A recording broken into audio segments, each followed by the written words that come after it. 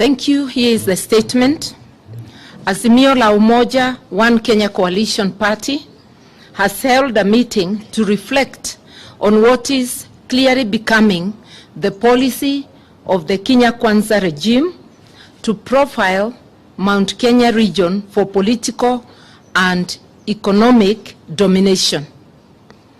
The meeting took note of the desire of the people of Mount Kenya to have a healthy political environment like other Kenyans. Unfortunately, this desire is being thwarted by the KK regime, and it must stop. Whereas the Constitution under Article 37 gives the people of Kenya the right to peacefully assemble, demonstrate, picket, and present petitions to public authorities, the actions of this illegitimate regime indicate a determination to deny the same to the people of Mount Kenya. We saw this during the questioning of Minor Jenga at the DCI on the 25th of May this year, and the subsequent court appearance in Nakuru. Minor's treatment laid bare the determination of the regime to weaponize state agencies to harass and intimidate Mount Kenya leaders. We are seeing the profiling of Mount Kenya youth as MUNGIKI, which amounts to an attempt by the regime to create an artificial crisis to justify violence against innocent youth from the mountain. Profiling of Mount Kenya youth will not solve the problems facing this regime. It will only derail the healing process.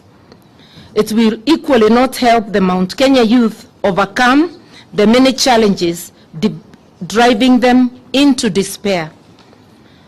We must remind the people of Kenya the violence that was meted out on Kenyans, and particularly the Kikuyu nation, in 1992, 1997, and 2007-2008, which was started and sustained by senior government officials, some of whom are serving in this illegitimate regime. Those who faced ICC charges over the 2007-2008 violence must be reminded that killing witnesses will not make them become exonerated of those crimes. Further, we wish to remind the people of Mount Kenya that the attempt to target, isolate, and finish established leaders and political parties of the region has happened before with grim consequences.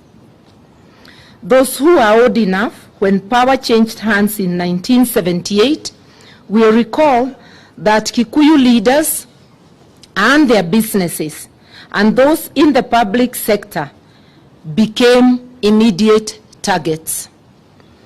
The community witnessed a massive effort to cut down and humiliate its leaders, like the late James Gishuru, Bio Koinange, Waroro Kanja, Bernard Hinga, who was a commissioner of police, and Mwai Kibaki. Immediately, Jomo Kenyatta left the stage. Mwai Kibaki was to later become the most transformational leader the nation has ever known. He was seriously undermined and humiliated.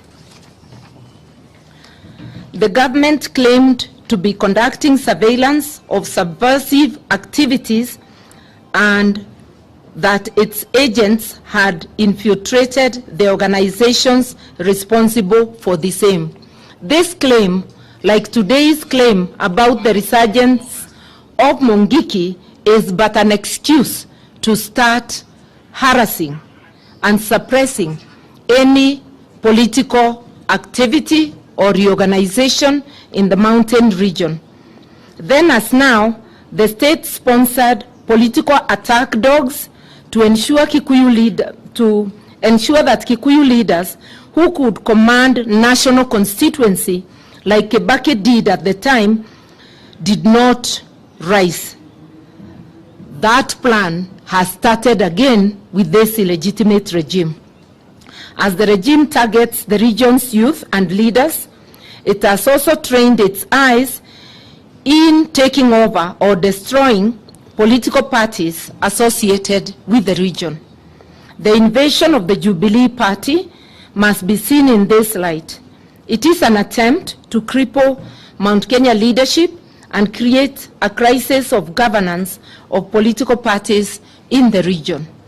The verification of our AZIMIO chairman, His Excellency President Uhuru Kenyatta, is also part of this evil scheme to subdue a whole community and region.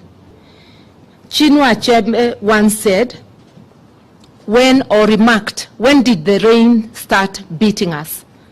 And we are asking, when did the rain start beating the mountain region? It is apparent that the destabilization of Jubilee Party and the destruction of established political leaders of the region is a do-or-die agenda for the KK regime, sponsored by the highest level of the Kenya Kwanza leadership to ensure that Mount Kenya region has no serious political party to challenge anti-Mount Kenya policies that appear to be driving the decisions of this regime.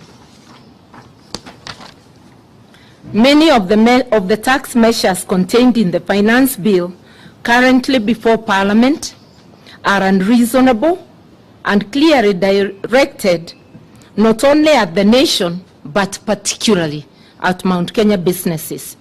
The proposed turnover tax is basically a tax on assets whose primary objective is to impoverish the mamambogas, boda-bodas, and other vulnerable Kenyans struggling to make a living in these difficult economic circumstances. The majority of these businesses, small businesses, are owned largely by men and women of the mountain region. I will invite my colleague, Honorable Kioni, to read the conclusion. In light of the above, we state as follows. Kenya Kwanza regime must stop profiling Mount Kenya youth as Mungiki or Walefi. We call on critical institutions, among them the Independent Policing Oversight Authority, IPOA, Kenya National Commission on Human Rights, and the National Cohesion and Integration Commission to investigate the conduct of police at DCI offices and raids on minor Jenga's homes and the statements by government officials on the so-called resurgence of Mungiki sect. Any attempts to profile and vilify the community or to claw back gains made will be resisted very strongly. We will resist KK regime economic policies that are designed to oppress, deprive, or curtail economic opportunities of any of the communities that make up the state known as Kenya. Many of you might recall that back in the 80s and before, we had the cooperative movement. It was the first line of attack by the Moi regime. Many from Mount Kenya went under. We now can see another onslaught on the chamas, the merry-go-rounds, another onslaught on those groupings that are quite predominant within Mount Kenya. We will continue monitoring, documenting, and responding to emerging policy and human rights abuses affecting Mount Kenya region and any acts that are outside the rule of law. In its evil design to impoverish the poor people of Mount Kenya, must be reminded that it is not possible to legislate the poor into prosperity by legislating the wealthy out of prosperity. We demand the immediate withdrawal of the Finance Bill 2023 in its entirety. The unwarranted and uncalled for attacks on His Excellency President Uhuru Kenyatta, the AZIMIO chairman, must stop. We have said there before, and we want to repeat again, to some of those elected or holding elective positions within Mount Kenya, that in the past we have witnessed the reign of buffoons within Mount Kenya, and especially immediately after the death of President Jomo Kenyatta. We shall not allow this same behavior again within Mount Kenya. Mount Kenya is not available for auction. You need to look around for something else to sell. And all forms of political mobilization will be done to counter the reemergence of these buffoons, and our right of association must be respected across.